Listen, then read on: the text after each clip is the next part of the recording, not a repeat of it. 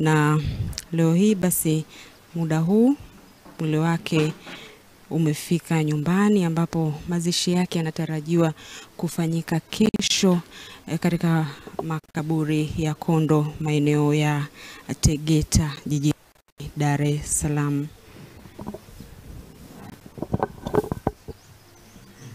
Asante sana.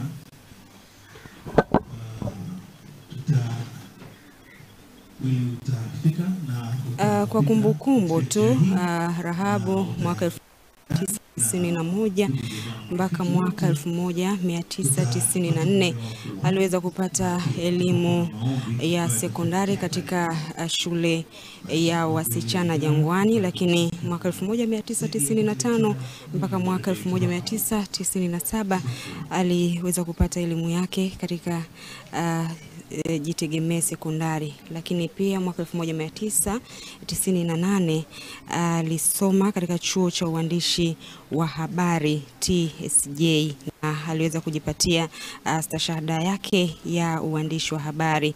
Vile vile mwaka 1998 mpaka mwaka 2000 alisoma pia katika chuo cha uandishi wa habari cha TSJ. Pia aliweza kupata stashahada ya uandishi wa habari, lakini mwaka 2010 mpaka mwaka 2015 alipata shahada ya awali ya mawasiliano. Mtazamaji, kama ambavyo umeona, kama ambavyo unaona, huo ndo mwili wa marehemu ukishushwa kutoka kwenye gari maalumu ambalo limeandaliwa kwa ajili ya kubeba mwili huo. Na hawa ambao unawaona hapo, wengi wao ni wafanyakazi wenzake ambao alikuwa akifanya nao kazi kwenye Azam Group, ndio ambao wameweza kubeba mwili wa ndugu yao, mwili wa mwenzao, mwili wa mfanyakazi mwenzao. Ni huzuni sana kwao wafanyakazi wa Azam Media. Kama ambavyo unaona, jeneza linaingizwa ndani nyumbani kwake na watu wakiwa na majonzi wakati mwili ukiingia ndani. Mtazamaji wa Global TV, kama ulifuatilia ama kama unakumbuka, marehemu alifiwa na mumewe mwaka 2021. Mumewe pia alikuwa ni mwanatasnia mwenzake, aliweza kufanya kazi katika Clouds Media Group.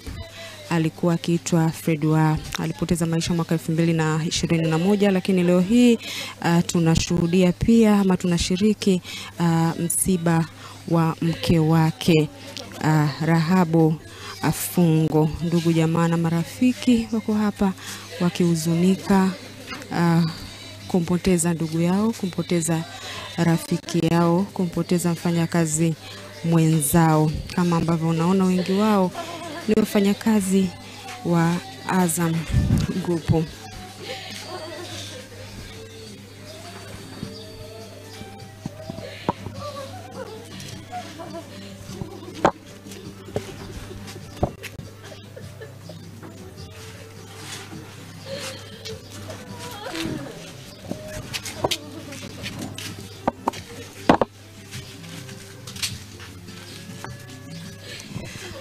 Mtazamaji, ni wafanyakazi wenzake na marehemu wakiwa na huzuni kama ambavyo unaona, wakiwa wamepeleka mwili na sanduku la mpendwa wao. Ni pigo kubwa sana kwa namna ambavyo waliishi naye, kwa namna ambavyo walifanya naye kazi, kwa namna ambavyo alikuwa akiishi nao. Tuliweza kuzungumza na baadhi ya wafanyakazi, lakini pia na mwalili mkuu ambaye ndiye alikuwa mkubwa wake au ndiye aliyekuwa bosi wake. Amemzungumzia kwa mengi mazuri sana, na zaidi alisema kwamba ni mtu wa watu, alikuwa akishirikiana na watu bila kuchagua jinsi. jinsia, lakini pia bila kuchagua umri wala cheo chao. Aliweza kuwaona wote ni kama wamoja, kama ambavyo unaona wafanyakazi wenzake wakiwa na majonzi kwa ajili ya pigo hili zito ambalo limewakuta wafanyakazi wa Azam. Ili kuwa mwanafamilia bora wa Global TV, usisahau kusubscribe, like, kushare na kucomment. Baada ya kusubscribe, bonyeza alama ya kengele ili kupata taarifa kwa kila video inayopanda Global TV Online.